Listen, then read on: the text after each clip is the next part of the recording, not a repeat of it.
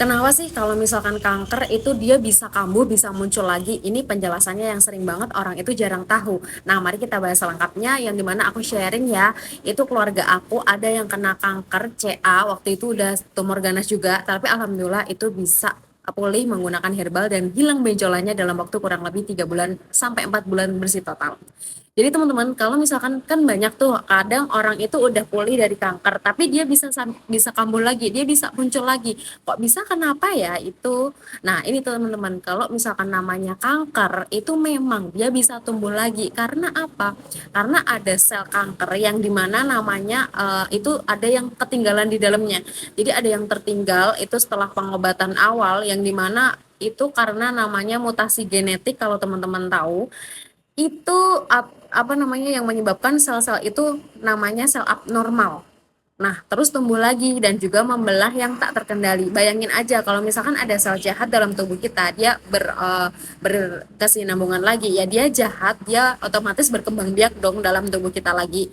Nah, kurang lebihnya seperti itu teman-teman. Nah, untuk penyebab utamanya sendiri kalau kanker kambuh itu ada yang pertama namanya sel yang tidak terdeteksi.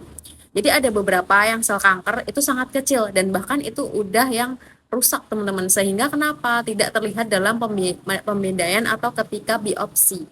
Namun tapi apa sih namanya ini loh, dia tuh tetap bisa hidup dan juga berkembang seiring dengan waktu.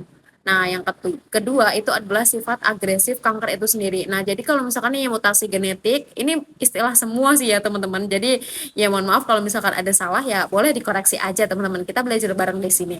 Nah, mutasi genetik itu menyebabkan sel kanker yang dimana dia membelah lebih cepat dan mengabaikan sinyal yang juga berhenti di tubuh yang ini menjadikan sulit untuk dibasmi sepenuhnya. Itu tadi dua alasan kenapa kanker itu bisa tumbuh lagi padahal udah hilang, udah kembali normal gitu benjolannya. Nah, alhamdulillah banget teman-teman.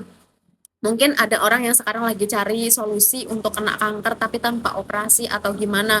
Nah, alhamdulillah aku tuh sharing yang dimana sepupu aku, keluarga aku itu alhamdulillah bisa ketolong, bisa terbantu sama Herbal Zerifa. Dia konsumsi 3 bulan, itu ada benjolannya loh.